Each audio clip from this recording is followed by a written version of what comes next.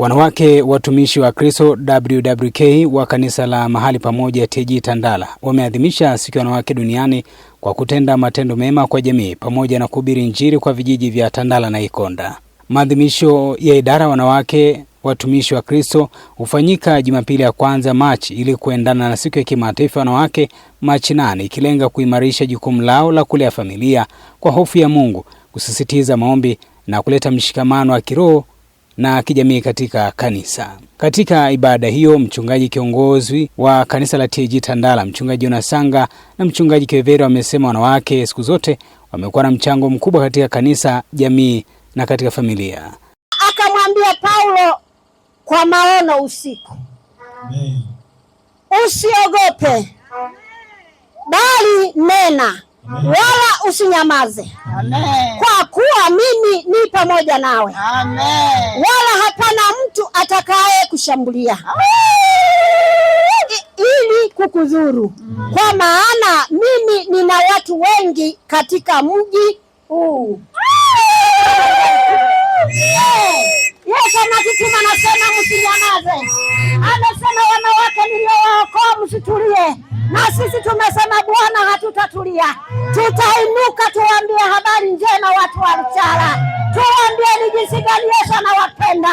Tuwaambie ni jinsi gani Yesu amewaokoa.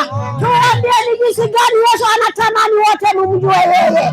Ndio kwa maana tumekuja, mvua inanyesha tukasema nazo ni baraka. Tutakwenda hivyo hivyo. Kwa hiyo tunaona kwamba Paulo wakati anahubiri Injili, Wayahudi walimwinukia, wakasema unatuletea habari ngeni, unatuletea habari za ulokole. Ulokole ni kitu gani? Wakasema hivyo Wayahudi. Umeona? Mungu akamwambia usiku, akamwendea Paulo usiku katika maono, akamwambia Paulo, usiogope. Amina. Usiogope maneno ya Wayahudi, mimi niko pamoja nawe, maana nimekutuma katika mji huu, nina watu wengi. Oh, haleluya! Kumbe Mungu katika mji wa Luchala ana watu wengi. Zenu zijapokuwa nyekundu sana, zitakuwa nyeupe kama theluji.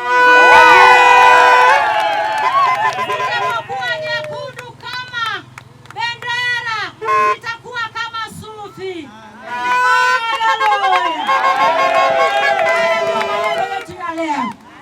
Haya ndio maneno tuliyoyaleta kwenu leo, tuweze kujifunza kwa pamoja. Ninawapenda ndugu zangu wa hapa madukani, ninawapenda kwa sababu Mungu yuko pamoja na ninyi. Mungu anawapenda, na ndio maana mko hai, na ndio maana mnaendelea kufanya biashara.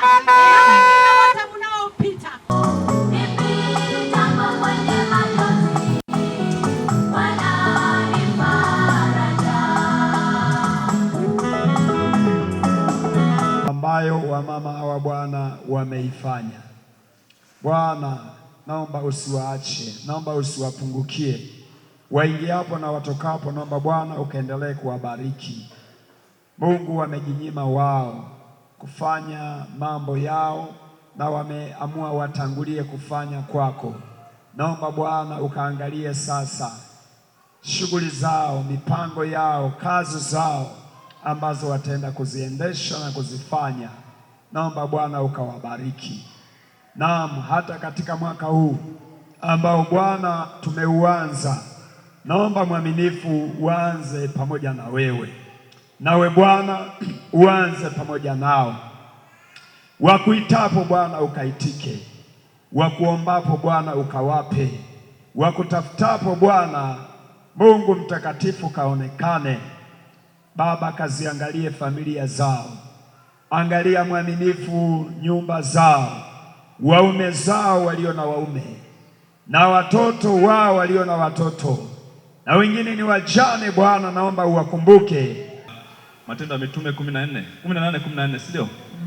Habari za yule aliyekumbushwa juu ya kwamba asiogope. Amen. Amen. Limepandwa pale Luchala. Kazi yetu kubwa tumefanya. Mungu ndiye mwenye kuotesha. Amina. Amen. Na kukuza. Amen. Ushauri wangu ni huu: mmechokoza pale, msichelewe, mtafute namna ya kwenda kugonga muhuri. ili adui asipate nafasi ya kunyang'anya lile neno. Amen.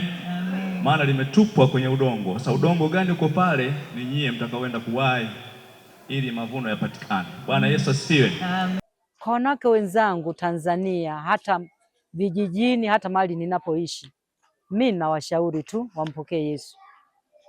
Wakimpokea Yesu, yani hapo haipingiki, kwa vyovyote unakuwa ni mtumishi wa Yesu. Badala ya kumtumikia shetani, unaanza kumtumikia Yesu. Na ukimtumikia Yesu, Yesu anakupatia nguvu.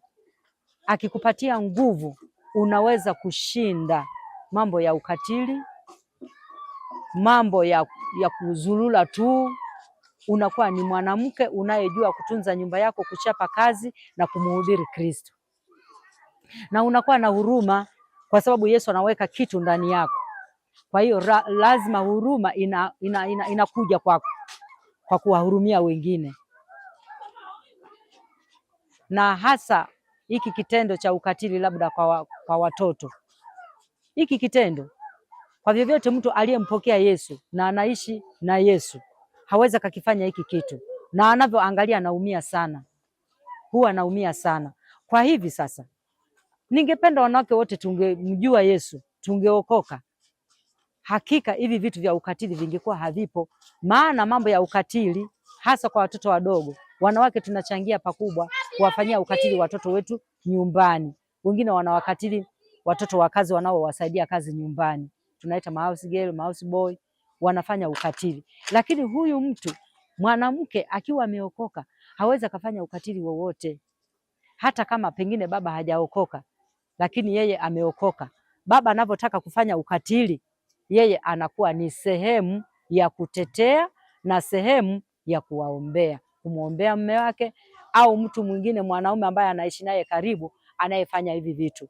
Sisi wanawake, mimi kama mimi kwa wokovu wangu, huwa natangulia kuwaombea kwanza. Kisha niende nikamwambie unayofanya hayo ni ya ukatili, hayafai. Mimi kama kijana nimejifunza mambo mengi sana katika hii siku ya wanawake. Kwanza ni utumishi wa matendo. Wanawake tumeona kwamba wakimtumikia Mungu kwa njia ya matendo, kwa kuhubiri Injili, kwa kuwafikia wale wahitaji, kwa kuwaombea na kutumika pia kwa ajili ya mtumishi. Ni jambo kubwa ambalo nimejifunza. Na kama andiko lao linavyosema, andiko lao la mwaka ambalo linatoka Isaya 45 mstari wa 22 nasema, niangalieni mimi mkaokolewe, enyi nchi zote za dunia, maana mimi Mungu na hapana mwingine. Kwamba Bwana ameenda kutukumbusha katika siku ya leo kwamba tumwangalie yeye tukaokolewe, maana hamna Mungu mwingine. Ninatoa wito kwa vijana wengi kujitoa kwa ajili ya utumishi, kwa maana andiko linatuambia na vijana naandikia nyie kwa sababu mnazo nguvu. Kwa hiyo kama kijana nimejifunza kwamba lazima nimtumikie Mungu ili nione faida ya kumtumikia Mungu. Mimi kama baba, mimi kama kijana pia nilikuwa siku ya leo kuadhimisha sikukuu hii ya wanawake WWK, wanawake watumishi wa Kristo waenezao Injili sio Tanzania tu, ni dunia nzima. Siku ya leo tulikuwa na mikutano, tumeenda na wanawake wamehubiri, pia tulikuwepo mahali hapa kanisani, tumemwona Mungu. Siku ya leo ilikuwa ni njema sana kwetu, sio tu kwa wanawake, pia hata sisi kwa kina baba. Kwa kweli tumehudumiwa kwa namna isiyo ya kawaida. Ndugu yangu, baba mwenzangu, mama ambaye haujampokea Yesu Kristo, ninakwambia kumpokea Yesu Kristo kuna faida zake. Akina mama pia wamemwona Mungu siku ya leo, wamehudumiwa na huyu Yesu. Tokea walikokuwa dhambini mpaka saizi wameokolewa, wamekuwa viumbe vipya na saizi wanamtukuza Yesu Kristo. Mahali hapa tuko wote. Hivyo ndugu yangu, baba, mama, kijana, mtoto, njoo kwa Yesu. Kwa Yesu kuna raha, kwa Yesu kuna uzima. Ukija kwa Yesu hautataabika milele. Asanteni sana.